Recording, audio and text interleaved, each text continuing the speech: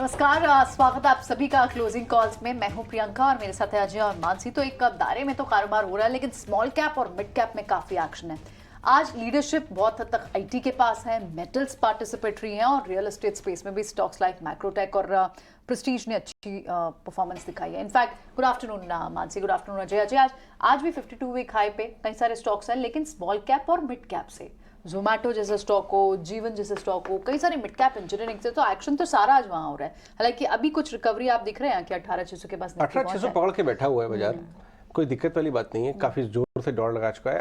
अगर ये 18,600 के आसपास भी इस हफ्ते भी रहता है, उसके बाद चालू होता है, तो बाजार का कम्प्लेक्शन में कोई बदलाव नहीं हुआ है। आप इसको देखिए, बैंक निफ्टी को 43,900 वो जो लेवल है वो पकड़ के बैठा है। बहुत बड़ी भीषण गिरावट भी नहीं है, बट रैली नहीं है, बहुत लैकलस्टर चल रहा है। मिड कैप और स्मॉल कैप इंडेक्स को आप इंट्राडे लेके आए। इससे पहले कि हम बात करें स्पेसिफिक स्टॉक्स की, ये जो एक्शन है ना, ये असली एक्शन है। सही बात है। ये आपको बता रहा है साहब, बाजार बहुत फर्टाइल है।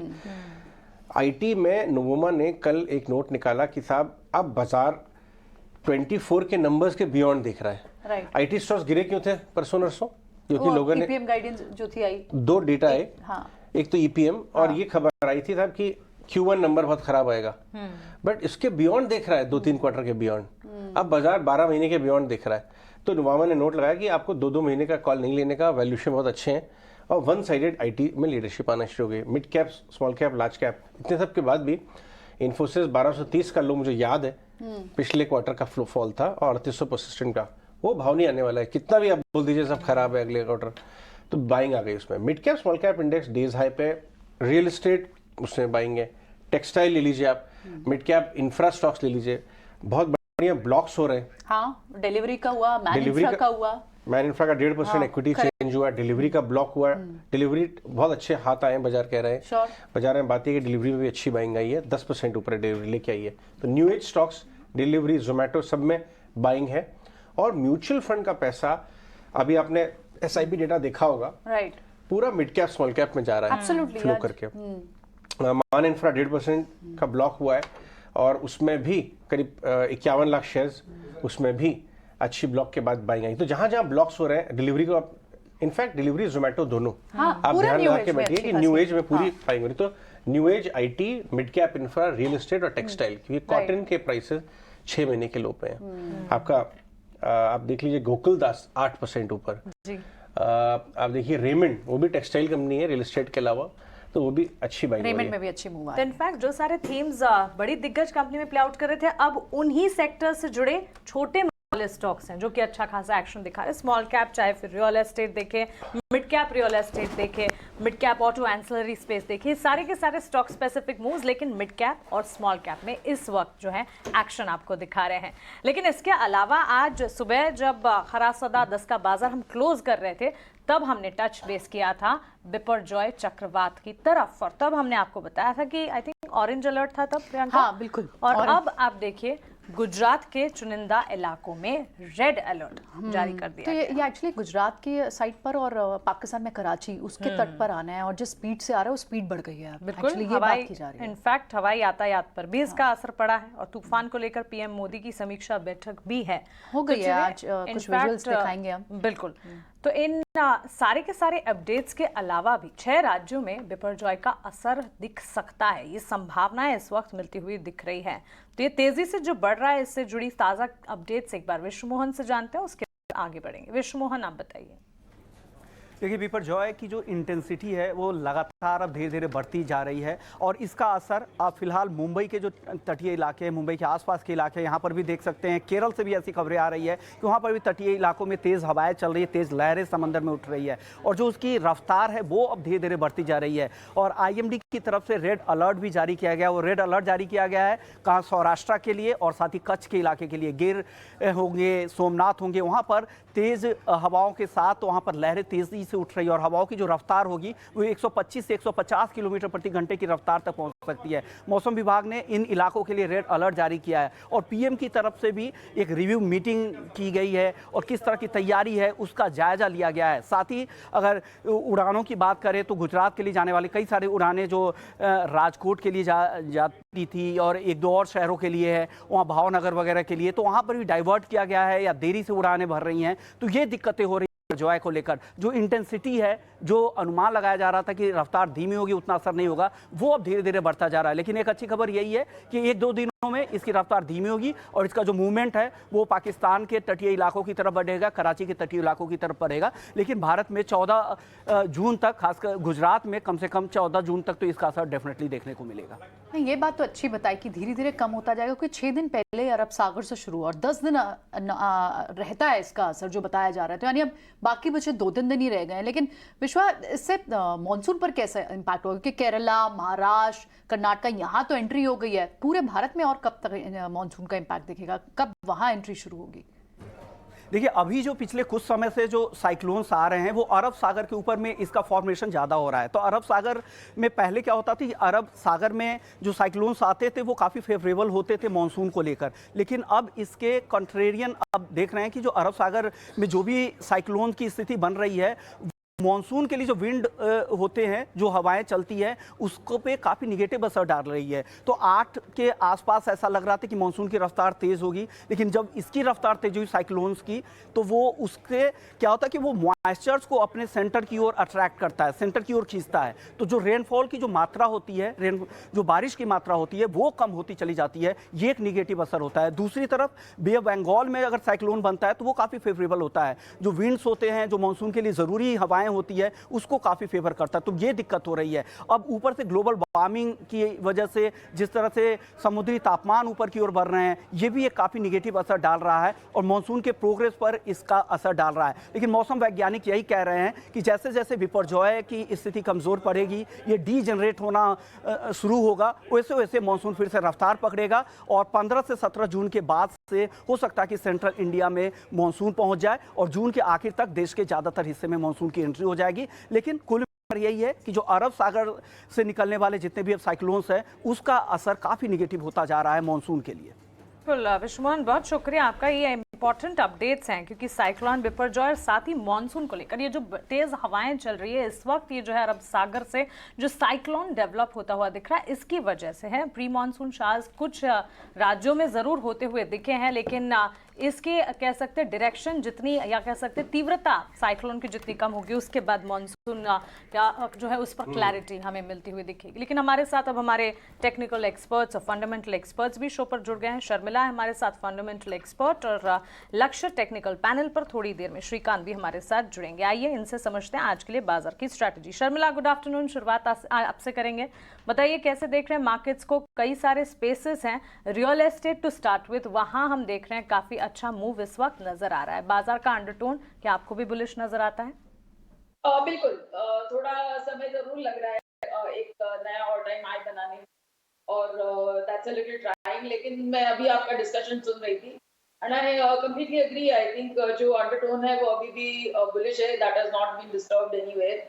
और जिस तरह से एक हम हमेशा ये महसूस करते थे कि जो आपका सेंसेक्स और निफ्टी का नंबर था वो भले इतना यानी it was all in that 17,000 range, लेकिन जो करेक्शन हमने मिड कैप और स्मॉल कैप्स में देखा था वो काफी गहरा था।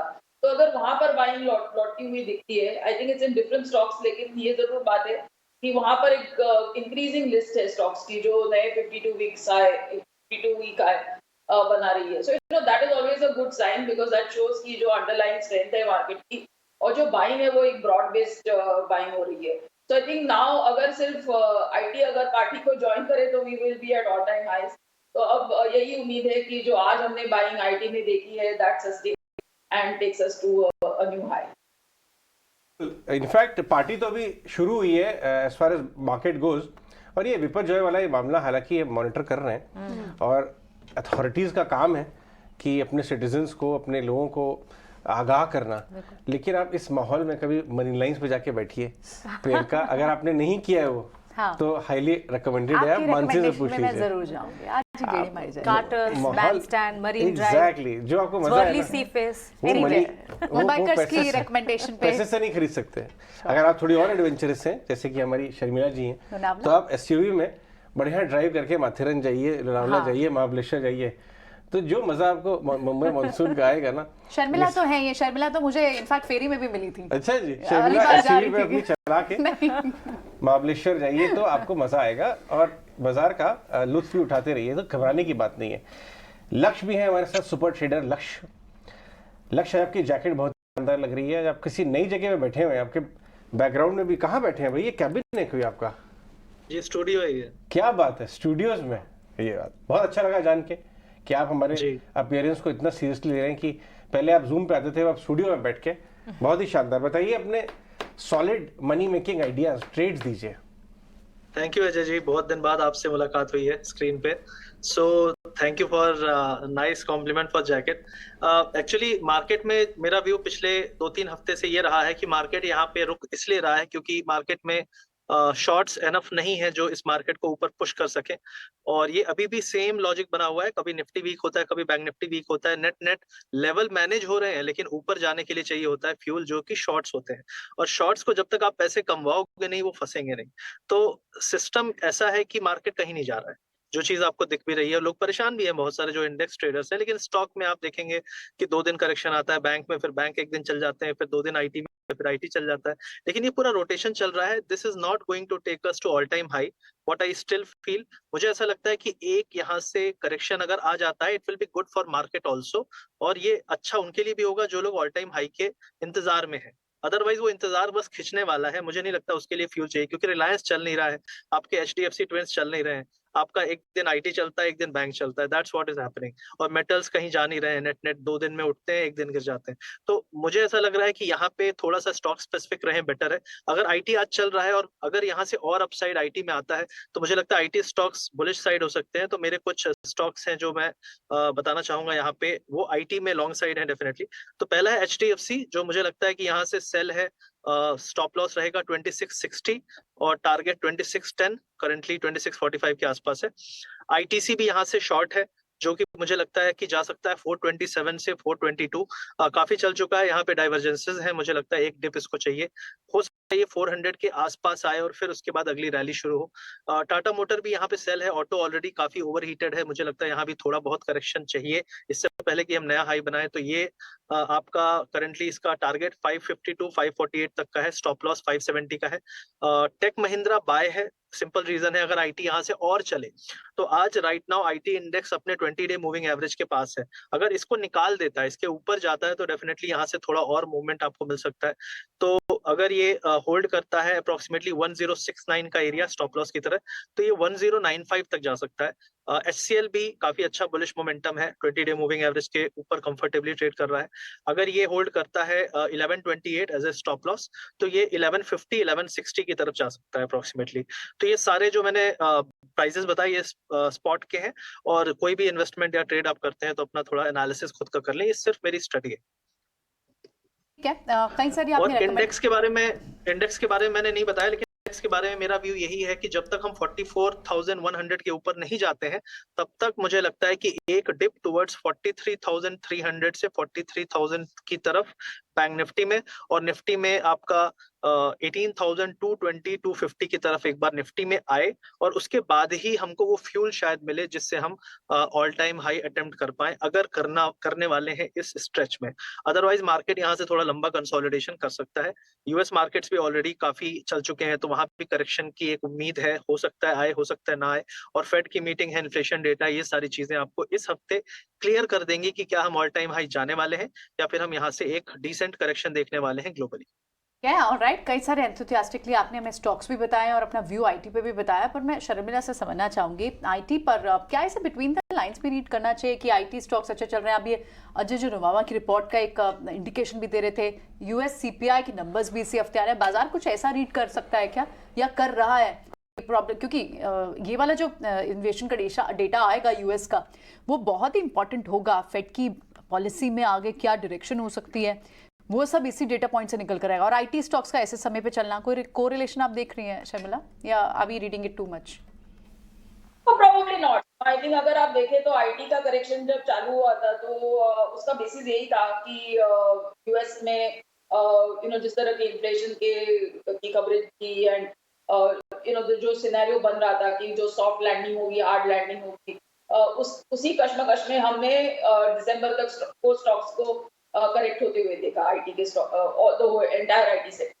फिर जाके थोड़ा सा फिर से हमने रैली देखी, फिर से वो फियर्स आने लगे तो फिर से हमने एक बहुत काफी गहरा करेक्शन हमने स्टॉक्स में देखा है एंड रिजल्ट्स में भी वो बातें इस समय डेफिनेटली सामने आई, जिस तरह से काफी मैनेजमेंट्स ने कहा कि स्लो डाउन हो सकता है और पीपल आर होल्डिंग बैक, यानी लेकिन कंफर्म करने से होल्ड बैक कर रहे हैं. So these are all the classic science.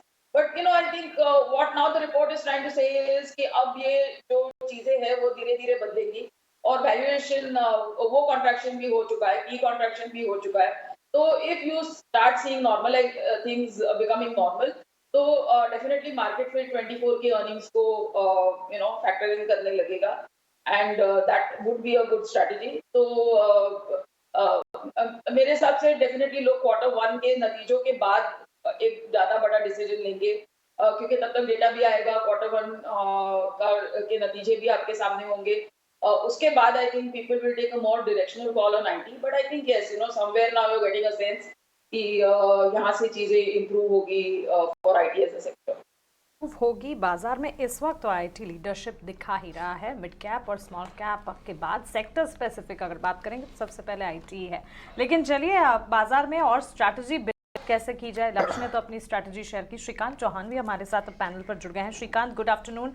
18,600 के लेवल्स को टिकाकर रखने की कोशिश में कामयाबी निफ्टी को इस वक्त तो मिल रही है. Stock specific moves mid cap small cap में कई सारे मौके बन रहे हैं. बताइए आप लास्ट आवर ऑफ ट्रेड में क्या स्ट्रैटेजी बना रहे हैं, स्टॉक्स कौन से आपके रेडार पर?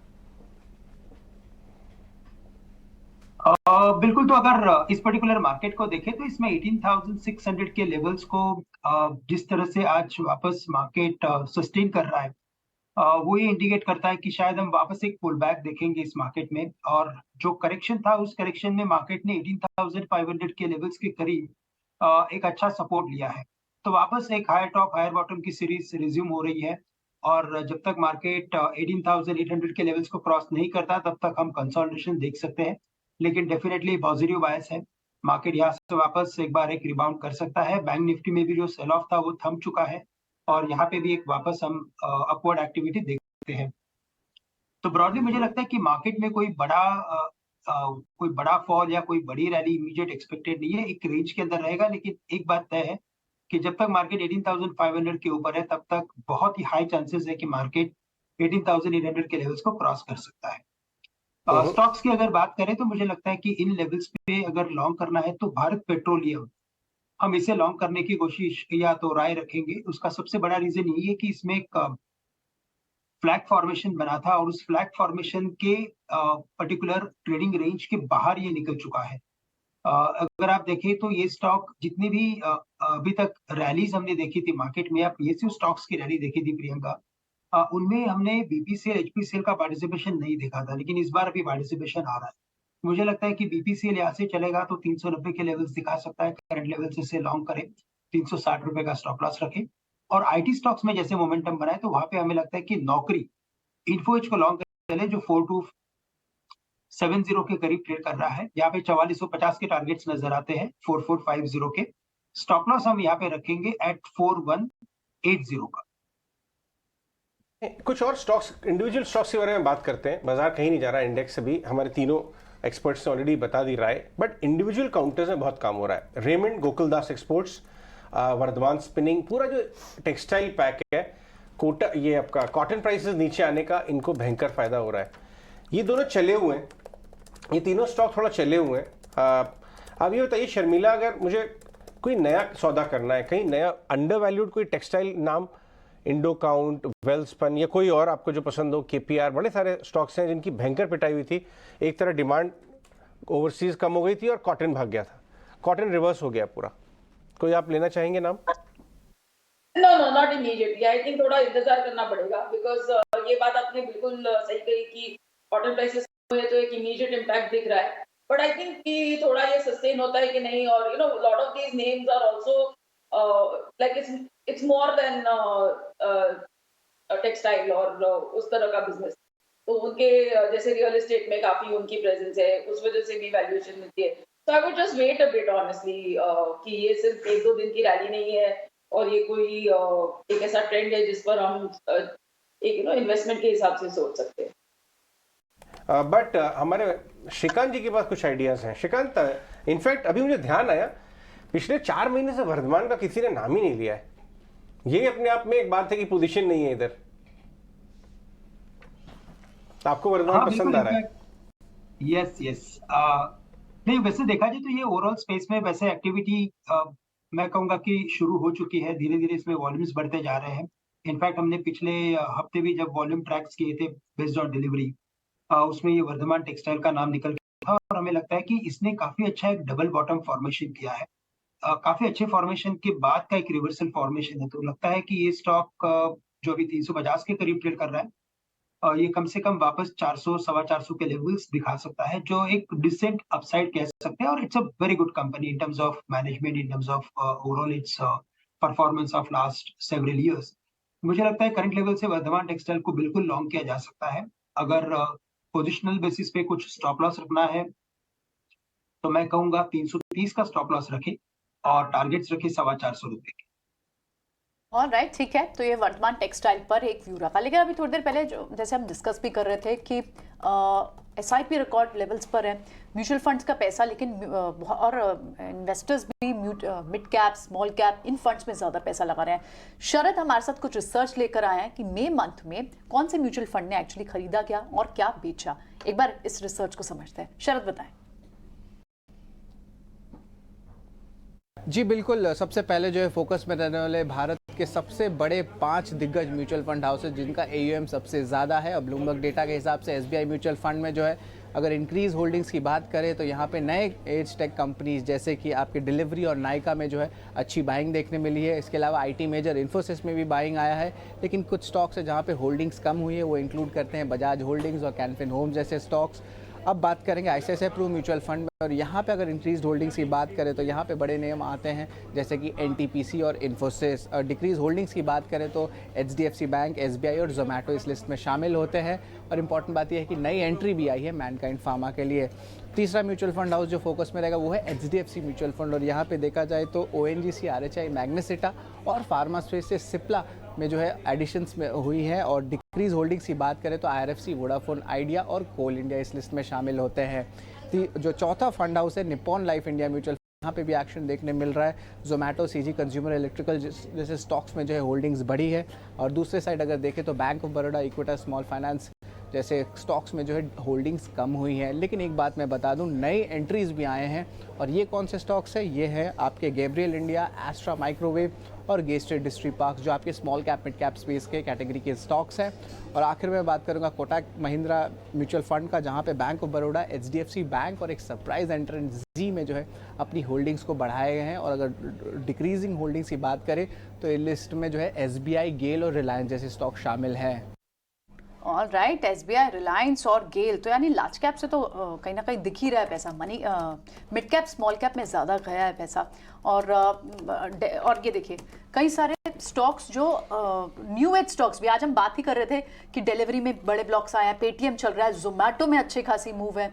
क्या व्यू बनेगा शर्मिला आपका न्यू एज स्टॉक्स में? डिलीवरी हो, पेटीएम हो, जोमेटो, क्या अच्छा लग रहा है आपको यहाँ से?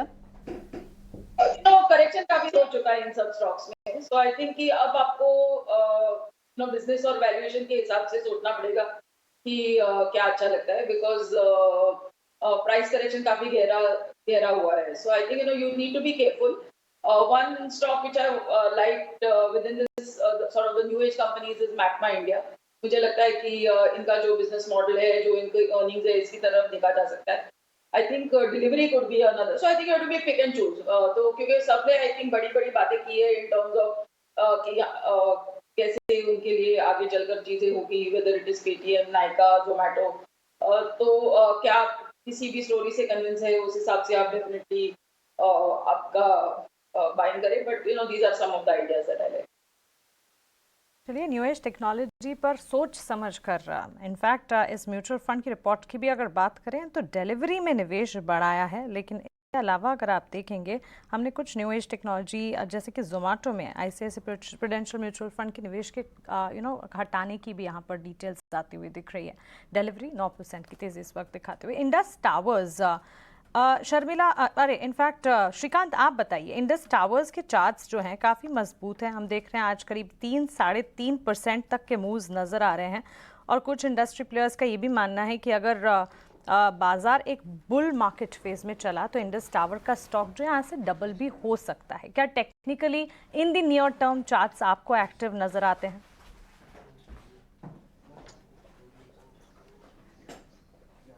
Shrikant, Indus Towers. बिल्कुल, इनफैक्ट इसके भी अगर प्राइस पैटर्न को देखें तो काफी अच्छा एक प्राइस पैटर्न बना है। इनफैक्ट पिछले 4 या 5 महीने से इसने एक ही लेवल को मेंटेन किया है, 140 138 के करीब कभी भी गया, इसमें एक रिवर्सल पैटर्न बना है। और इस बार के पैटर्न में हमें एक दिख रहा है कि ये कंसिस्टेंटली 150 के ऊपर होल्ड हो रहा है। हमें लगता है कि काफी ग्रेजुअली थोड़ा वक्त लग सकता है, लेकिन स्लोली स्टडीली ये स्टॉक वापस एक बार 180 के लेवल्स के करीब आएगा, जहां पे इस पर्टिकुलर स्टॉक में काफी बड़ा डिस्ट्रीब्यूशन हुआ था।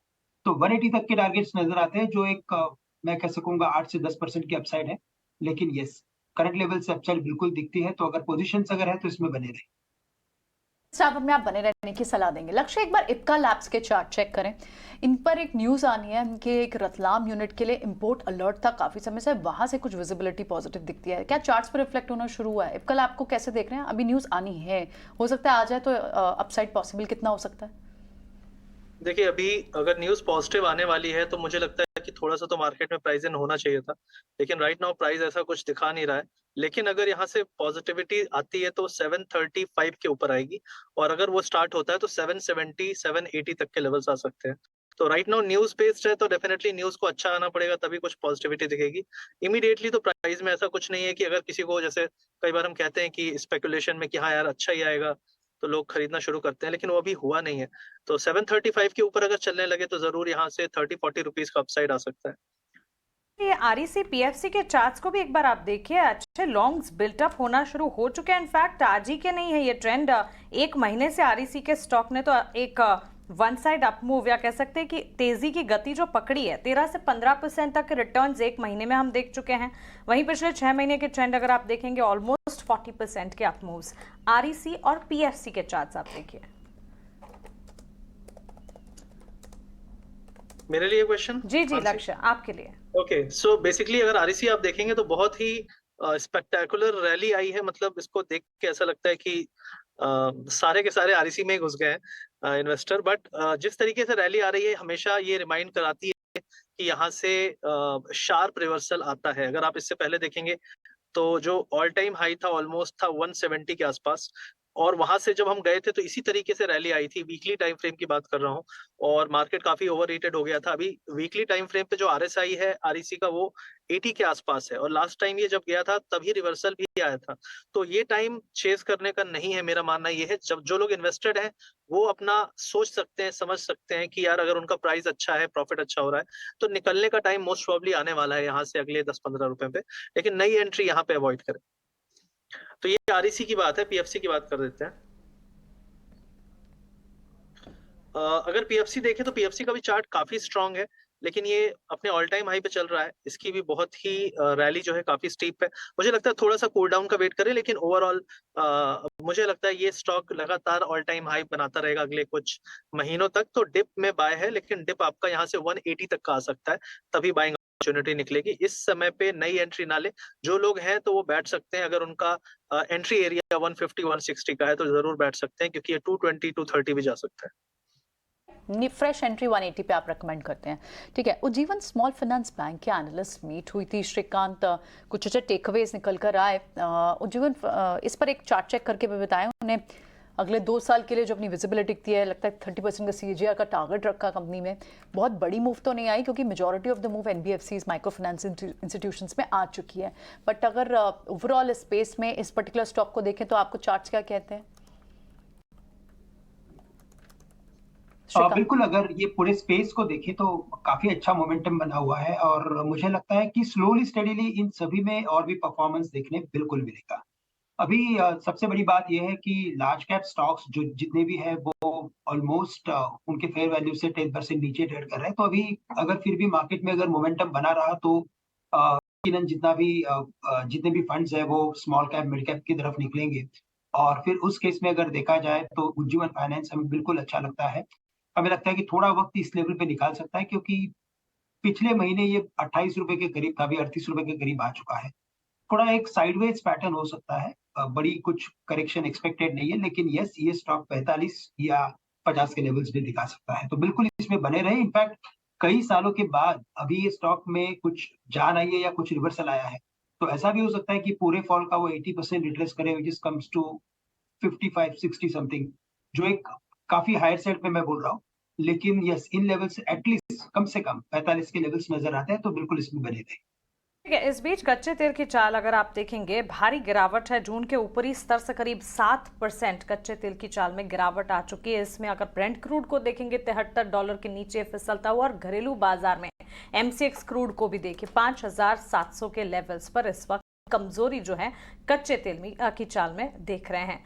तो इस भारी गिरावट के बीच यहाँ से क्रूड और कितना नीचे गिरता है, या फिर इस चाल में क्या कोई सपोर्ट बिल्ट होता है, नहीं, इस पर खास नजर रहेगी। लेकिन इन ऑल अगर आप देखेंगे $73 के भी नीचे ब्रेंट इस वक्त। खबर गर्म है सेगमेंट का आप रुख करते हैं।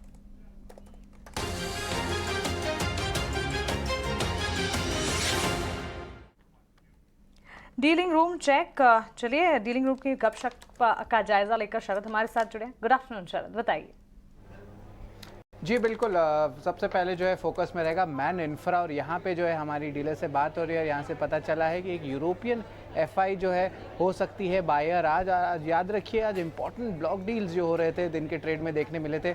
लगभग 51 लाख शेयर्स के जो है एक्सचेंज हैंड्स हुए हैं वाया आपके ब्लॉक डील्स के जरिए। ऑलमोस्ट 1.5% इक्विटी की शेयर्स भी एक्सचेंज हुए हैंड से। और इम्पॉर्टेंट बात ये भी है कि जो सेलर है वो अभी अननोन है, तो मार्केट्स के बाद जो है हम उसकी और भी डिटेल्स आपको लेके आएंगे। और इम्पॉर्टेंट बात यह है कि जो की इंस्टीट्यूशनल इन्वेस्टर्स है वो क्वांट म्यूचुअल फंड और रेखा राकेश झुंझुनवाला भी इन्वेस्टेड है कंपनी में। अब स्टॉक स्पेसिफिक बात करें तो मार्च के लो से स्टॉक 60% ऊपर उठ चुका है, 14 मंथ हाई लेवल्स पे चल रहा है। और इम्पॉर्टेंट बात यह है कि हाल ही में इसी जो लास्ट वीक जो है एक इम्पॉर्टेंट अनाउंसमेंट आई थी कि कंपनी जो है एक रेजिडेंशियल प्रोजेक्ट जो है करने वाली है लग्जरी सेगमेंट में। घाटकोपर रीजन जो मुंबई एरिया में है, यहाँ पे रेवेन्यू पोटेंशियल 1200 करोड़ रुपए का रहेगा, और ये अगले 4 साल तक रह सकता है रेवेन्यू पोटेंशियल। तो ये एक इम्पॉर्टेंट रीट्रिगर फैक्टरिंग भी था। और इसके अलावा कंपनी जो है हाल ही में अपनी सिग्निफिकेंट सिक्योर्ड डेट की रिडक्शन की है। लगभग 313 करोड़ रुपए का जो डेट है एक साल में जो है घटाया है। और बहुत पॉजिटिव कमेंट्री आ रही है, स्पेशली इंटरनेशनल मार्केट के एक्सपेंशन को लेके। EPC सेगमेंट में भी थोड़े बुलिश हैं। और इम्पॉर्टेंट बात यह है कि जो मुंबई मार्केट है वहाँ पे भी जो एक्सपेंशन की जो कमिटमेंट्स है, स्पेशली जो जॉइंट डेवलपमेंट और जॉइंट वेंचर वाला होता है, जो एसेट लाइट माना जाता है आपके रियल एस्टेट कंपनीज के लिए, उसके कारण भी एक पॉजिटिव ट्रिगर फैक्टर रहेगा। तो इस स्टॉक को ज़रूर अपने रडार में रखिएगा।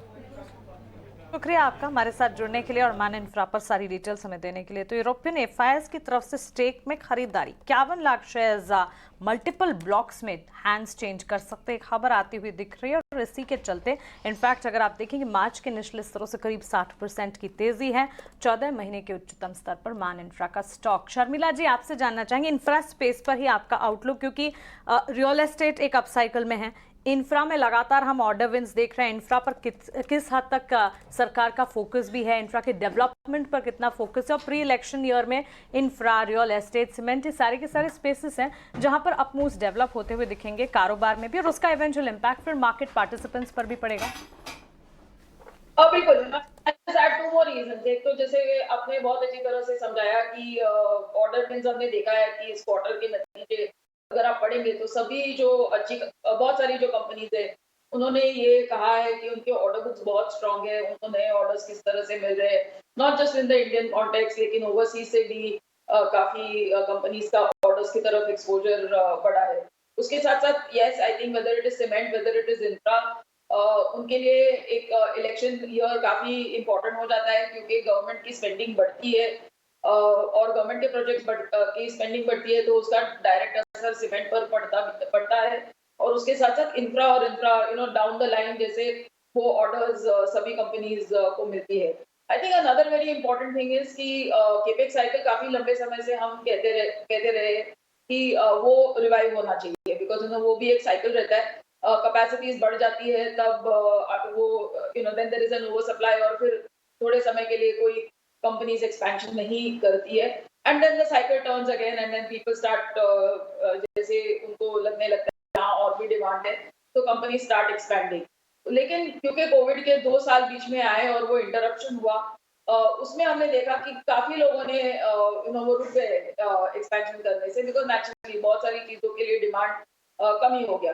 But now that cycle is turning and lot of things are falling in place. And मुझे लगता है कि सीमेंट और इंफ्रा ऐसे दो सेक्टर्स है जिनको बहुत आपको जिसमें बहुत पोटेंशियल है और आपको इनको अपने रेडार पे रखना है. I was just looking at man infra. Definitely I think जिस तरह के नतीजे आए, वैल्यूएशंस आए, it definitely looks like a very interesting stock. Right, ठीक है. मैन इंफ्रा और लगभग 1.5% इक्विटी के लिए तो आज ही अभी बंच ट्रेड हुआ है, लेकिन इस स्टॉक को हम कई बार डिस्कस भी कर चुके हैं कि ऐसे स्टॉक्स में काफ़ी एक्शन है इंफ्रा स्पेस में, और ये तो खैर इंफ्रा रियल एस्टेट दोनों का इसमें ट्रिगर है. ठीक है, बढ़ते हैं आगे. हमारे साथ विश्व मोहन भी अब जुड़े हुए हैं एक और इंटरेस्टिंग डेटा लेकर, क्योंकि सेबी लगातार ये बात पर कॉशियस कर रहे हैं ऑप्शन ट्रेडिंग से, लेकिन लोगों का आप देखें तो भी रुझान बहुत है. ऑप्शन ट्रेडिंग के आप वॉल्यूम भी देख लें. सेबी ने तो क्लियरली कहा था कि 10 में से 9 ट्रेडर्स जो एफएनओ में है वो ऑप्शन ट्रेडिंग करते हैं, वो नुकसान उठाते हैं. इनफैक्ट 11% जैसे ट्रेडर्स पैसा बनाते हैं जो ऑप्शन ट्रेडिंग करते हैं. लेकिन ऑप्शन के जो वॉल्यूम है, इनफैक्ट एनएससी के भी आप नंबर्स देख लें, उसमें कितना बड़ा कंट्रीब्यूशन एफएनओ ट्रेडिंग से वहां से आता है रियलाइजेशन का. एक इंटरेस्टिंग डेटा हमारे लिए, रिसर्च हमारे लिए अब विश्व मोहन लेकर आए कि ऑप्शन में वॉल्यूम रिकॉर्ड लेवल्स पर है. ये विश्व से समझते हैं. विश्व बताएं, क्या आपके पास रिसर्च है? देखिए, जिस तरह के जुमले इस्तेमाल किए जाते हैं ऑप्शन ट्रेडर्स के साथ, ही यही वजह है कि ऑप्शन ट्रेडर्स लगातार उनका रुझान कम हो ही नहीं रहा है. कहा जाता है कि कम रिस्क और मुनाफा अनलिमिटेड है, तो वो जो एक फैक्टर है वो काफ़ी काम कर रहा है. और यही वजह कि रेगुलेटर की तमाम चेतावनी के बावजूद ऑप्शंस में रिकॉर्ड वॉल्यूम लगातार महीने दर महीने देखने को मिल रहा है. मई में निफ्टी, बैंक निफ्टी के ऑप्शंस का वॉल्यूम 565 करोड़ हो गया, तो एक बड़ा जनरेट हो रहा है. एफएनओ के कुल वॉल्यूम अगर आप बात करें तो ऑप्शंस की हिस्सेदारी 98% है, और उसमें इंडेक्स में सबसे ज़्यादा ट्रेडिंग होती है, तो निफ्टी और बैंक निफ्टी, और उसका जो रुझान है वो लगातार बढ़ता जा रहा है. आप जनवरी से लेकर अगर मई के महीने तक के अगर आप डेटा देखेंगे तो लगातार वो बढ़ता ही जा रहा है. और जो डेटा सजेस्ट यही कर रहे हैं कि इंडेक्स ऑप्शन में मई में 251 करोड़ का जो टर्नओवर वॉल्यूम देखने को मिला था, वो मई 2022 में वो बढ़कर मई 2023 में 565 करोड़ के पार निकल गया, यानी 125% की ग्रोथ है. और कुल एफएनओ में भी देखें तो 261 से बढ़कर 576 करोड़ हो गया. यहाँ पर भी 121% की ग्रोथ यहाँ पर, यानी एक जोरदार ग्रोथ इसमें देखने को मिल रही है. और सेबी ने लगातार कहा है कि आप इसे उन्हें चेतावनी दे, बताया कि क्या क्या रिस्क है, लेकिन उसमें कोई कमी नहीं हो रही है. महीने दर महीने भी आंकड़े अगर आप देखें तो जनवरी में जो 447 करोड़ के आसपास हुआ करता था, फरवरी में देखिए 450 करोड़ के ऊपर चला गया, मार्च में 549 करोड़ के ऊपर, अप्रैल में हालांकि स्थिरता थोड़ी देखने को मिली, लेकिन मई में फिर से रिकॉर्ड 575 करोड़ पर चला जा चुका है. तो लोगों का रुझान लगातार कम हो रहा है. लोगों को लग रहा है कि यहाँ पर रिस्क कम है, अनलिमिटेड मुनाफे की गुंजाइश है, वो एक फैक्टर है जो लगातार ऑप्शंस में लोगों का रुझान बना हुआ है. हालांकि ब्रोकरेज फर्म की तरफ से लगातार एडवाइजरी भी जारी की जाती है, रिस्क को लेकर भी उन्हें जानकारी देने को कहा गया है रेगुलेटर की तरफ से, लेकिन कोई भी मानने को तैयार नहीं है. और ये सिर्फ इन इक्विटी ऑप्शंस के डेटा है. अगर आप क्रूड में, एनजी में देखें तो वहाँ पर भी ज़बरदस्त वॉल्यूम लगातार, वहाँ पे भी ऑप्शन में रिकॉर्ड वॉल्यूम लगातार जनरेट हो रहा है एमसीएक्स पर. तो लोगों का रुझान ऑप्शंस की तरफ देश में तेजी से बढ़ता जा रहा है. बिल्कुल, बहुत बढ़िया. ये पहले वाली लाइन एक बार दोबारा रिपीट करिए. छोटा सा कॉस्ट और अनलिमिटेड प्रॉफिट, वो क्या लाइन बोला था आपने विश्वा? जिसमें लिमिटेड रिस्क और प्रॉफिट अनलिमिटेड. क्या प्यारी लाइन है. होना चाहिए एक्चुअली. लिमिटेड रिस्क लेकिन प्रॉफिट अनलिमिटेड. और सुपर ट्रेडर हमारे जो लक्ष्य है उस समय शो में है हमारे, इसके ऊपर थोड़ा और बात करने के लिए. लक्ष्य ये कौन सा मिला है, छोटा सा रिस्क और अनलिमिटेड प्रॉफिट? सेबी ने तो एक और रिपोर्ट निकाली थी ऑप्शन वालों पे डेटा के साथ 90% और 10%, 90% और 10%. ये वाला कौन से में आता है? जी, 90% जो लोग पैसे गंवा रहे हैं मोस्टली ऑप्शन बाइंग में गंवा रहे हैं. ऑप्शन सेलर क्योंकि कैपिटल ज्यादा चाहिए होता है, इसलिए लोग बनना नहीं चाहते, और जो रिवॉर्ड है वो बहुत कम होता है इन टर्म्स ऑफ परसेंटेज. तो ये एक मेजर रीजन है कि लोग ट्रेडिंग में जब आते हैं तो उनको सबसे आसान सस्ता तरीका दिखता है ऑप्शन बाइंग. इवन इंट्राडे में भी अगर आपको ठीक ठाक पैसा कमाना है तो आपको काफी कैपिटल चाहिए होता है, क्योंकि फिर आपको लेवरेज ज्यादा रहा नहीं तो आपको जो 20-30x मिलता था वो वाला मजा आपको 5000 में नहीं मिलेगा. लेकिन क्या होता है कि जब शुरुआत करते हैं ये करियर को, तो 5000 में अगर 25,000 बन जाए, जो कि हो सकता है ऑप्शन में, और हीरो जीरो बहुत सारे लोग इसको कहते हैं, जो कि मैं कभी भी प्रेफर नहीं करता. क्योंकि क्यों ऐसा गेम खेलना जिसमें जीरो आए, क्योंकि जीरो जब भी आएगा तो उसके बाद आप बदला जाओगे वापस, ठीक है। तो ये हीरो जीरो जो है ना, इसने थोड़ा माहौल को ऐसा बना दिया है जो कि ट्रेडिंग कम और कैसीनो ज्यादा लगने लगा है, और लोग यहाँ पे अब बिना समझे बिना सोचे आते हैं, ये सोच के कि कम पैसे में ज्यादा पैसा बन सकता है, तो चलो ऑप्शन बाइंग कर लेते हैं, और ऑप्शन बाइंग में बैठे रहते हैं, क्योंकि बैठने की आदत होती है एक इन्वेस्टर की। जब उसका प्राइस आता है तो निकल जाएगा, जब लॉस होगा तो बैठा रहेगा। तो ऑप्शन बाइंग बैठने का गेम है नहीं, बैठने का गेम ऑप्शन सेलिंग है। लेकिन ये जो नया ट्रेडर है, ये बैठता है ऑप्शन बाय करके और वेट करता है कि कब मेरा ये 20 रुपए का प्रीमियम 200 चला जाएगा, और वो 20 रुपए का प्रीमियम बड़ा आदमी सेल करके बैठता है, जो उम्मीद कर रहा है कि ये जीरो जाएगा। और बड़ा आदमी 100 करोड़ लेके बैठा है, छोटा आदमी 5,000 रुपए लेके बैठा है। Ultimately the big money wins mostly. तो ये गेम है, और इस गेम में मोस्टली गलती ये है कि एजुकेशन प्रॉपर नहीं है। सोशल मीडिया और जो यूट्यूब चैनल से उन्होंने काफी एजुकेशन दिया है, लेकिन फिर भी बहुत मेजर पार्ट है जो वर्ड ऑफ माउथ से इस चीज में आता है, जो कि गलती कर रहा है। हमारे डेस्क जो है इतना पसंद करते हैं ऑप्शंस, उन्होंने इतना प्यारा हेडर दिया है, दिल है कि मानता है नहीं भाई, वाह। लेकिन ये सीख भी होती है काफ़ी हद तक। आप ये सारी चीज़ें करके थोड़ा सा आपका नुकसान भले ही हो, लेकिन आपको समझ में आ जाता है कि क्या चीज़ें नहीं करनी है, और कुछ करनी है तो किस हद तक लिमिट में मॉडरेट पोजीशंस मॉडरेट कैपिटल के साथ करें। तो ये ऑप्शंस का पूरा खेल है। और जानबूझ के मैंने ये इससे पूछा था लक्ष्य से, क्योंकि लक्ष्य बहुत सारे ट्रेडर्स के साथ काम करते हैं, उन्हें बताने के लिए, सिखाने के लिए, ट्रेन करने के लिए कैसे आप एक अच्छे ट्रेडर बने। और ऑप्शन में भी काम करिए, बट किस तरह से पोजीशन साइजिंग, रिस्क मैनेजमेंट, वो सब करें। लेकिन आगे चलते हैं कुछ स्पेसिफिक ट्रेड्स के बारे में। ऑप्शन का धंधा तो बढ़ता ही जा रहा है, और ऑप्शन का वॉल्यूम लाइफ हाइज पे जा रहा है। आप देखिए प्रेजेंटेशन जो एंजल के, आप देखिए 5 पैसा के या मोतीलाल, हर डेटा में ये दिख रहा है कि ऑप्शन का कैश डिलीवरी का काम बंद होता जा रहा है। कुछ और स्टॉक्स, छोटा स्टॉक कंपनी बड़ी है, सुजलॉन 10% ऊपर 15 रुपये क्रॉस हो गया। यूजुअली मैं पेनी स्टॉक्स अवॉइड करता हूँ श्रीकांत, बट ये भाव पेनी है लेकिन कंपनी बड़ी है, और इसमें बहुत पुख्ता रीजंस हैं कि 1-1.5 महीने में मैनेजमेंट ने आके गाइडेंस दी, रिस्ट्रक्चरिंग की, और काफ़ी चीज़ें बदल रही हैं। तो मैं ये डिस्कस कर रहा हूँ। चार्ट्स क्या कहते हैं, अभी भी लेना चाहिए क्या? ऑलरेडी डबल हो चुका है 8 वाला 15।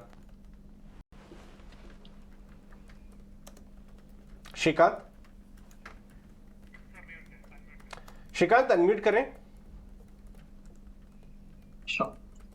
यस, तो अजय जी, अगर इसके पर्टिकुलर प्राइस पैटर्न को अगर देखते हैं हम सुजलॉन के, तो इसमें राइजिंग टॉप राइजिंग बॉटम की series after very long time establish हुई है, और राइट्स के बाद, जैसे अभी इसने बीच में राइट्स लाए थे, और उस राइट्स के बाद जो इसमें टर्न अराउंड आया है, और मैंने मोस्टली देखा है कि कंपनी जब राइट्स लाती है तो उसके कुछ फ्यूचर के कुछ प्रोजेक्शंस जो होते हैं उसमें उनको काफी हद तक काफी सारा कॉन्फिडेंस होता है, और इसी वजह से वो राइट्स लेके आते हैं, और मोस्टली मैंने देखा है कि वो वर्केबल रहता है। इस बार भी वो काफी अच्छा वर्क हो रहा है, बिकॉज जैसे राइट्स खत्म हुए उसके बाद कई सारे ऑर्डर्स इसे मिलने लगे, और अगर इसके प्राइस पैटर्न को भी देखें तो इसने काफी अच्छा वक्त निकाला 10 और 6-7 रुपए के बीच में, उसके बाद इसमें ब्रेकआउट बना है। अभी यानी कि 2013-14 में इसके कुछ 28-30 रुपए के करीब की प्राइस थी, उसके बाद इसमें एक लगातार गिरावट बनी थी। तो मैं ये कहना चाहूंगा कि इसमें ये जो पैटर्न दिखा रहा है वो ये दिखा रहा है कि ये ग्रेजुअली इन्हीं लेवल्स के करीब जाते हुए दिखेगा।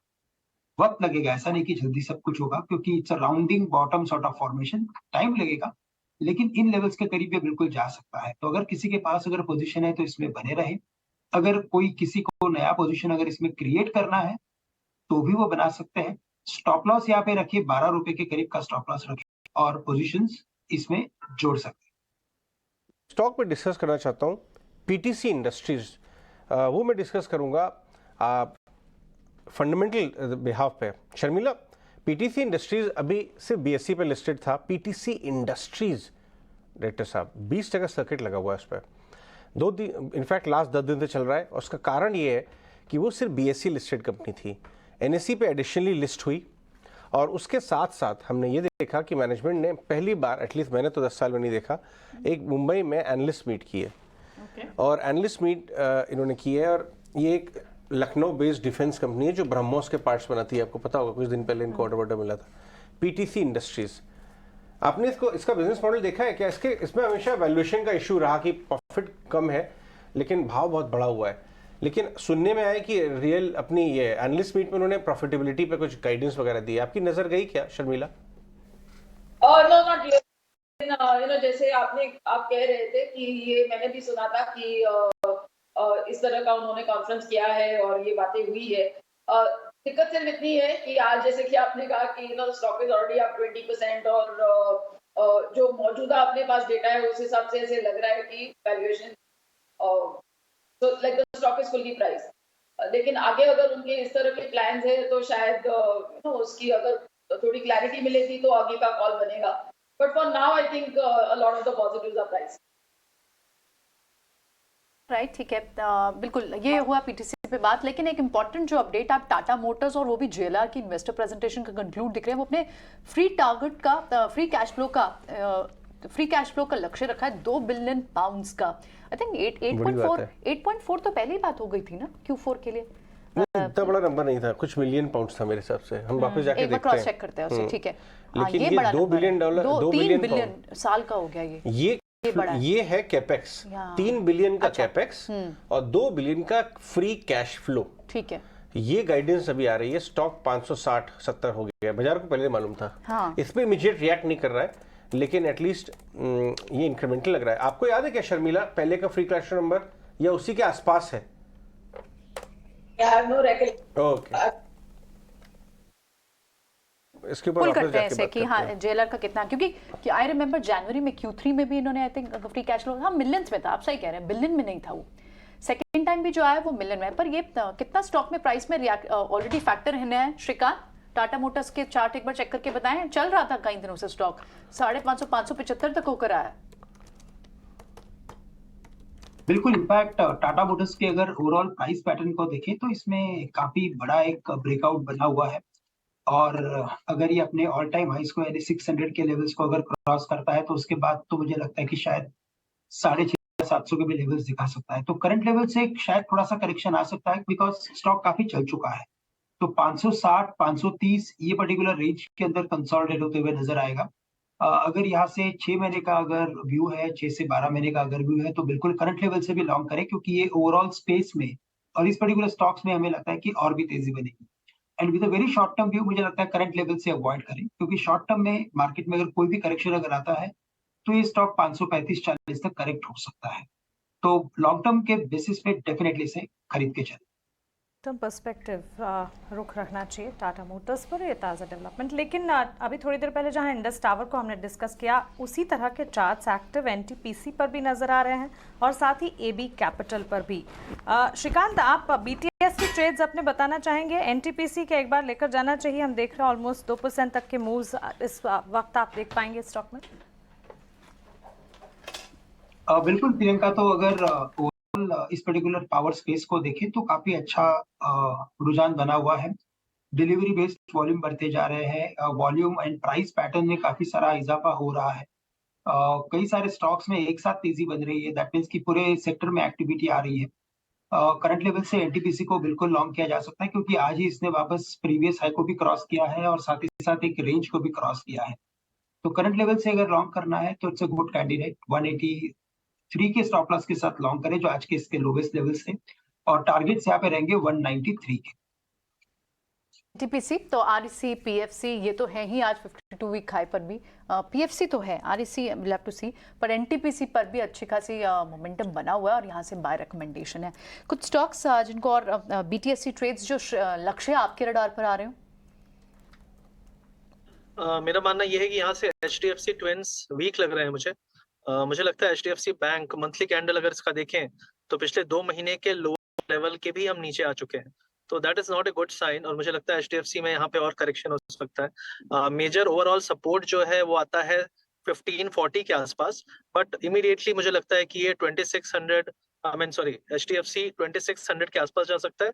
HDFC बैंक आपका 1570 के आसपास जा सकता है, तो ये इमीडिएट डेफिनेटली मुझे लगता है लेवल्स हैं जो वॉच करके चल सकते हैं। ओवरऑल ये दोनों स्टॉक वीक दिख रहे हैं।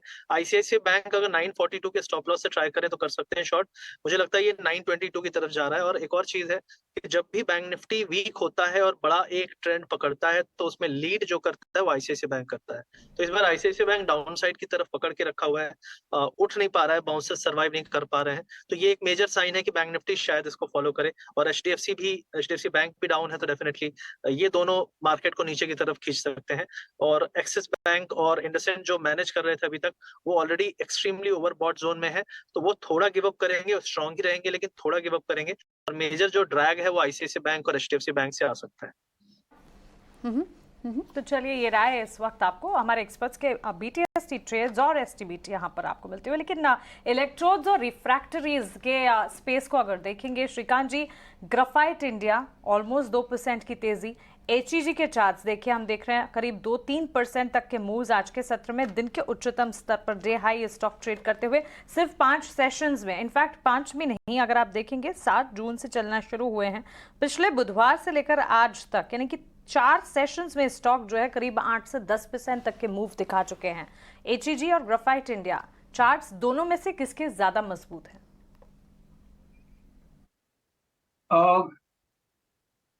तो बिल्कुल अगर इस पर्टिकुलर स्पेस को देखें तो दोनों के चार्ट्स काफी अच्छे हैं, एचईजी ग्राफाइट। नो डाउट कि एचईजी में बीटा काफी हाई होता है और जब भी मार्केट में मोमेंटम बनता है तो एचईजी बहुत पहले चलता है, लेकिन साथ ही साथ उसमें वो रिस्क भी होती है कि जब मार्केट में करेक्शन आता है तो स्टॉक करेक्ट भी उतना ही फास्ट होता है। करंट लेवल से मुझे लगता है कि अगर इन दोनों में से किसी एक को चुनना है तो ग्राफाइट को लॉन्ग करके चल सकते हैं। 382 383 के करीब ट्रेड कर रहा है। ये कम से कम 400-420 के लेवल्स दिखा सकता है। सबसे बढ़िया बात यह है कि इसमें जो इस बार के पैटर्न्स बने हैं वो काफी मैं कह सकूंगा कि स्ट्रॉन्ग पैटर्न्स है और इन्हीं पैटर्न्स के बेसिस पे शायद ये स्टॉक अपने प्रीवियस जो हाइस थे उसका एक स्ट्रॉन्ग पुल बैक कर सकता है उस कंपैरिजन में। तो करंट लेवल से एचईजी को ग्राफाइट को लॉन्ग करें जो 385 के करीब ट्रेड कर रहा है। स्टॉप लॉस यहाँ पे रखें अराउंड 374 का। ठीक है, ग्रेफाइट और एचईजी। आज इस पर सुबह हमारे फंडामेंटल एक्सपर्ट मुनाफे का फंडा में भी कॉल देके गए हैं कि आप इसे फंडामेंटल नजरिया इस पर थोड़े समय के लिए और बना के रखें। आज जो एक्सपोर्ट डेटा आया फार्मा कंपनियों का और साथ ही कुछ केमिकल कंपनियों का, एसआरएफ के एक्सपोर्ट्स नीचे थे और पीआई इंडस्ट्रीज ऊपर थे और स्टॉक दोनों रिएक्ट भी उसी तरह से कर रहे हैं। क्या ये दोनों कैरी फॉरवर्ड ट्रेड भी हैं? पीआई इंडस्ट्रीज इस वक्त 3-3.5% ऊपर है। लक्ष्य, एक क्विक चेक बताएं, क्या ये कैरी फॉरवर्ड ट्रेड है? और एसआरएफ भी एफएनओ में है, तो क्या ये भी शॉर्ट ट्रेड है, कैरी फॉरवर्ड? मुझे लगता है कि ये दोनों स्टॉक में से पीआई इंडस्ट्रीज आपका स्ट्रॉन्ग चार्ट है, तो यहाँ पे आप कैरी करने की सोच सकते हैं। एसआरएफ मुझे नहीं लगता यहाँ पे कैरी करने लायक है। एसआरएफ से आप एग्जिट कर सकते हैं। इसी तरह फार्मा में भी आज जो रिपोर्ट्स आई हैं उसके हिसाब से आप देखें तो लार्ज कैप फार्मास जिसमें सिंजन और ल्यूपिन, यहाँ तो एक्सपोर्ट डेटा अच्छा है। इनफैक्ट शर्मिला से सवाल लेते हैं क्विक। शर्मिला, क्योंकि फार्मा के जो एक्सपोर्ट नंबर्स आए उसमें सन फार्मा ने भी सरप्राइज किए, एपीआई फॉर्मुलेशन में उनके भी थोड़े से वीक हैं, लेकिन ल्यूपिन ने वहाँ अच्छे नंबर्स दिख रहे हैं और इनफैक्ट उनका तो हाईएस्ट मंथली शिपमेंट भी रहा है मई मंथ में। आपको याद होगा जो अभी लेटेस्ट नंबर्स भी आए क्वार्टरली नंबर्स में, उसमें कई सारी कंपनियों ने अपनी विजिबिलिटी बेटर दिखाई है बिजनेस के लिए, यूएस यूरोपियन बिजनेस के लिए। कैसे आपका व्यू बन रहा है फार्मा स्टॉक्स पे? बिल्कुल है ना, जैसे कि आप कह रहे हैं ये जो डेटा हम ट्रैक करने लगे हैं, जो एक्सपोर्ट डेटा आ रहा है, तो मेरे हिसाब से 2 या 3 महीने पहले ये कहीं ना कहीं मार्केट को लगने लगा था कि sort of the worst is factored in for pharma as a space with in keeping US as a context, क्योंकि वहां पर जो जेनेरिक्स का प्रेशर था, एपीआई के प्रेशर था, वो हम सभी जानते हैं और उस वजह से किस तरह के नतीजे आने लगे थे। तो आई थिंक ये एकदम आप हेडलाइन नंबर से नहीं जाए और उसमें भी देखें कि कहाँ पॉकेट्स है जहाँ पर वीकनेस अभी भी नजर आ रही है, whether when we talk of DVs or whether we talk of Sun Pharma, और जिनके नंबर अच्छे आए वो किस तरह के फार्मा के बिजनेस कर रहे हैं। तो यस, आई थिंक डेफिनेटली एक टर्न अराउंड सिचुएशन है, लेकिन स्टॉक्स रन अप भी हुए हैं। तो मैं ये जो इस समय का डेटा आया है उसको मैं थोड़ा I am a little neutral on that, क्योंकि मुझे, जैसे मैंने कहा है ना, आई थिंक थोड़ा स्टॉक स्पेसिफिक होने की जरूरत है और थोड़े ये डेटा में डीप डाइव करने की जरूरत है कि where is sort of actually जो पेन पॉइंट जो अभी भी है, क्योंकि इट्स वेरी एविडेंट कि सब अभी तक अच्छा नहीं है इन द यूएस कॉन्टेक्स्ट। तो पेन पॉइंट्स अभी कहाँ पर है, और मेरे हिसाब से और एक क्वार्टर का इंतजार करना पड़ेगा। एक और इंतजार करने का, थोड़ी क्लैरिटी और मिलेगी। लेकिन क्रूड फर्दर आप देखे $73 तक स्लिप हुआ है। क्या ओएमसी से एक अच्छे ट्रेड हैं इस वक्त लक्ष्य?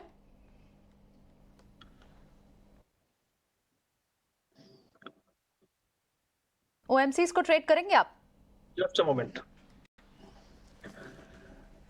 देखिए, जिस तरीके से क्रूड ऑयल में फॉल आया है उससे जरूर इनको फायदा मिलने वाला है। एचपीसीएल, बीपीसीएल और आपका इंडियन ऑयल, ये तीनों मेरे हिसाब से एक अच्छे रनअप के लिए तैयार हो सकते हैं, क्योंकि सस्टेन्ड एक डाउन प्रेशर बना हुआ है ऑयल में और ज्यादा उठ नहीं पा रहा है। $75-76 तक जाता है, उसके बाद वापस से एक करेक्शन आता है। तो मुझे लगता है यहाँ से 3 to 5% का अपसाइड और आ सकता है।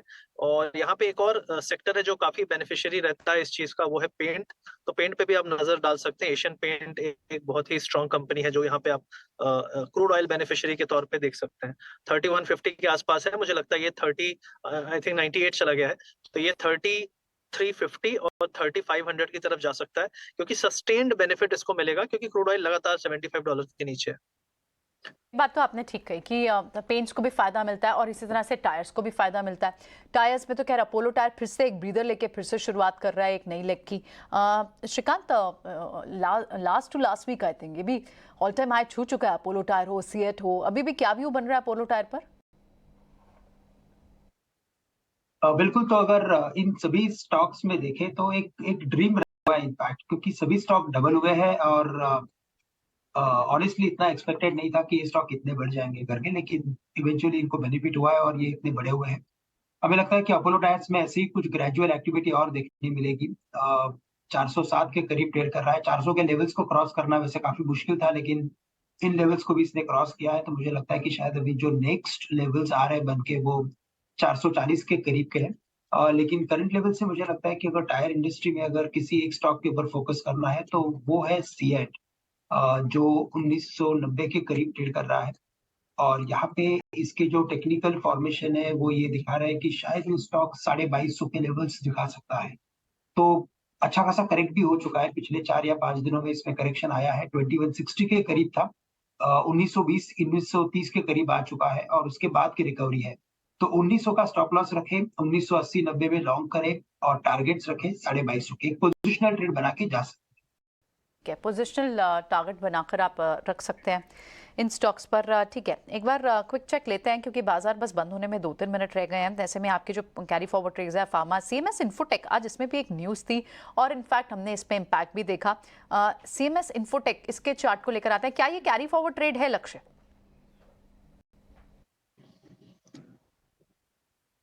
नाम बताइएगा कौन सा है? सीएमएस इन्फोटेक, ब्लॉक का इसको फायदा मिला। सॉरी, मैं चार्ट नहीं निकाल पा रहा हूँ इसका, अगर आप स्क्रीन पे दिखाएंगे तो थोड़ा सा हेल्प। ठीक है, सीएमएस इन्फोटेक आज 5-5.5% तेज है और इसमें आज 5% तक की मूव है। That's okay, no problem. लक्ष्य समय की कमी के कारण नेक्स्ट टाइम आपसे बात कर लेंगे इस पे। अभी मानसी के पास चलते हैं, पूरे दिन भर के मार्केट के एक्शन को समझते हैं। बिल्कुल, तो सोमवार की शुरुआत या कह सकते हैं कि ड्यूरिंग दी सेशन हमने रेंज में मार्केट को ट्रेड होते हुए जरूर देखा, लेकिन अच्छी बात यह है कि बाजार इवन हम जब क्लोज हो रहे हैं 18,600 के लेवल्स को टिका कर रखने में कामयाब रहा है। निफ्टी में, बैंक निफ्टी में ऑफकोर्स निफ्टी के मुकाबले आप कमजोरी देखेंगे, लाल निशान के साथ ये क्लोज होता हुआ दिख रहा है। लेकिन ये भी याद रखिए कि मेजॉरिटी बैंक निफ्टी के भी 12 में से ऑलमोस्ट 8 से 10 स्टॉक्स हैं जहां पर एक्शन आज दिन भर देखने को मिला। तो मार्केट का अंडरटोन काफी अच्छा रहा, स्टॉक स्पेसिफिक मूव्स देखने को मिले। ये कह सकते हैं कि इंडेक्स वाइज बाजार ने एक कह सकते हैं मंडे ब्लूज के माहौल में था मार्केट जब इंडेक्स की अगर बात करें तो। लेकिन 18,600 हम क्लोज हो रहे हैं, which is a big positive. इसके अलावा अगर सेक्टर स्पेसिफिक मार्केट के टोन को समझेंगे, आईटी सेक्टर सबसे ज्यादा आउट परफॉर्मेंस यहाँ पर लीड होता हुआ देखने को मिला। आईटी स्पेस में चाहे फिर हैवी वेट्स की बात करें जैसे कि Infosys, TCS, HCL technologies, Coforge, ये सारे स्टॉक्स ने तो परफॉर्म किया ही, लेकिन मिड कैप और स्मॉल कैप आईटी स्पेसेस भी स्टॉक्स भी काफी अच्छा रिएक्ट कर रहे थे। आईटी के बाद हमने रियल एस्टेट में अच्छा खासा मूव, अच्छी खासी तेजी के साथ कामकाज देखा और बड़ी दिग्गज रियल प्लेयर्स ही नहीं, छोटी Majholi real estate company, in fact कह ही सकते हैं कि आज का सेशन ही मिड कैप कैप और स्मॉल कैप स्पेसेस के नाम रहा। यानी कि अगर सीमेंट चल रहे थे, हैवी वेव्स तो चल ही रहे, लेकिन mid cap small cap cement ने अच्छा एक्शन दिखाया। रियल एस्टेट में बड़ी दिग्गज कंपनियां तो चल ही रही है, लेकिन स्मॉल कैप और mid cap real estate stocks ने अच्छा एक्शन दिखाया। ऑटो एंसिलरी मिड कैप में काफ़ी अच्छी मोमेंटम के साथ कामकाज कर रहे थे। Jay Bharat, Maruti, Hitech Gears, Lumax Auto जैसे सारे के सारे स्टॉक्स में अच्छी खासी मजबूती के बीच कामकाज आज के सत्र में देखने को मिला। अब आइए निफ्टी में टॉप परफॉर्मिंग कॉन्ट्रीब्यूटर्स कहां से सबसे ज्यादा सपोर्ट आज बाजार को देखने को मिला। हमने इनफैक्ट देखा कि यहाँ पर आईटी को छोड़ बजाज फाइनेंस, एनटीपीसी जैसे काउंटर्स थे जो कि बाजार को सपोर्ट करने का काम आज दिन की शुरुआत से ही कर रहे थे। हालांकि बैंक फाइनेंशियल्स में चुनिंदा प्लेयर्स थे जो कि आज बाजार को संभाल नहीं पा रहे थे। एचडीएफसी ट्विंस से हमने बिकवाली का दबाव देखा, एचडीएफसी लिमिटेड और साथ ही एचडीएफसी बैंक को ले आइए। उसके पीछे आईसीआईसीआई बैंक में भी हमने गिरावट देखी और एलएनटी ने भी आज बाजार को संभालने का काम नहीं किया। तो से हमने देखा लगार्ड्स मार्केट को देखने को मिले और कुछ तमाम प्लेयर्स थे जैसे कि एनटीपीसी, बजाज फाइनेंस और साथ ही selected IT spaces, Infosys, HCL Tech, TCS, यहां से बाजार को काफी हद तक सपोर्ट मिलता हुआ दिखा। लेकिन मिड कैप पर खास तौर से नजर होनी चाहिए क्योंकि मिड कैप में थीम वाइज कामकाज अच्छा खासा देखने को मिला। डिलीवरी, इनफैक्ट म्यूचुअल फंड की बाइंग का डेटा थोड़ी देर पहले हमने आपके सामने रखा था, उसमें डिलीवरी के स्टॉक में कह सकते हैं कि बाइंग में जो है ड्यूरिंग द मंथ बढ़ोतरी देखने को मिली है, उसका एक इम्पैक्ट था। उसके अलावा अभी न्यू एज टेक्नोलॉजीज पर ऑफकोर्स कॉशियस व्यू जरूर था बाजार के दिग्गजों का, मार्केट एक्सपर्ट्स, पार्टिसिपेंट्स का, लेकिन ये एक स्पेस, ये एक थीम जरूर है जो कि उभरता हुआ नजर आया, तो इस पर नजर रखनी होगी। हालांकि जोमेटो के चार्ट्स देखिए बिकवाली के साथ ये ट्रेड्स क्लोज करते हुए। प्रेस्टीज के स्टॉक, रियल एस्टेट में जैसे कि मैंने बताया, रियल एस्टेट में बड़ी दिग्गज कंपनियां चल रही थी, लेकिन छोटी मझोली कंपनियों में जो एक्शन है उस पर और नजर होनी चाहिए क्योंकि ज्यादातर जो प्रॉफिट्स है या जो मोमेंटम है, पोर्टफोलियो अगर आप किसी भी तरह पोजिशनल बेसिस या लॉन्ग टर्म बेसिस पर बनाना भी चाहते तो इस वक्त आपकी नजर मिड स्मॉल कैप में होनी चाहिए क्योंकि मौके वहां से बनते हुए दिखेंगे। आरईसी और पीएफसी के चार्ट्स पर भी नजर होनी चाहिए, अच्छा खासा मोमेंटम वहां पर भी बिल्टअप होता हुआ दिख रहा है। कच्चे तेल की चाल में लगातार जो गिरावट नजर आ रही है, हमने देखा काफी हद तक गिरावट घरेलू बाजार में और साथ ही ब्रेंट में भी $73 के नीचे के लेवल्स देखने को मिले हैं। तो इस गिरावट के चलते ऑयल मार्केटिंग कंपनियां, सीमेंट, टायर, इन तमाम स्पेसेस पर, एविएशन, इन पर आपकी नजर होनी चाहिए। हो सकता है अगर गिरावट और ज्यादा गहराती है कच्चे तेल में तो उसका एक इम्पैक्ट इन सारे स्पेसेस पर, पेंट्स पर भी नजर होनी चाहिए, उस पर नजर आ सकता है। फाइनल क्लोजिंग आपकी स्क्रीन पर एडवांस डिक्लाइंस में एडवांसेस अब भी हायर है, 1285 एडवांसेस के सामने 844 डिक्लाइंस हैं। 18600 के पार क्लोज कर रहे हैं हम, 62724 के लेवल्स के पार करीब 100 अंकों की तेजी के साथ सेंसेक्स में क्लोजिंग और बैंक निफ्टी करीब 50 अंकों की बिकवाली, लेकिन 43,944 है, 44,000 के नजदीक है यहाँ पर बैंक निफ्टी भी। मिड कैप और स्मॉल कैप में अच्छा एक्शन, इंडेक्स वाइज भी देखेंगे तो वहां पर मजबूती जरूर पाएंगे। तो क्लियरली एक स्टेबल सेशन कह सकते हैं जहां पर मिड कैप, स्मॉल कैप और साथ ही स्टॉक स्पेसिफिक मूव्स के चलते बाजार में काफी एक्शन दिखा। और अगर सिलेक्टेड प्लेस की अगर बात करें, सोच समझकर अगर एंट्री ली होगी तो मुनाफा बिल्कुल आपके हाथ आया होगा। चलिए क्लोजिंग कॉल्स को हम यहीं समेट रहे हैं। लक्ष्य, श्रीकांत और शर्मिला जी, आपका बहुत शुक्रिया हमारे साथ जुड़ने के लिए और आपके स्टॉक स्पेसिफिक कॉल्स, बाजार पर अपना नजरिया हमारे साथ शेयर करने के लिए। क्लोजिंग कॉल्स में इतना ही, लेकिन आप बने रहें ईट नाउ स्वदेश के साथ। नमस्कार।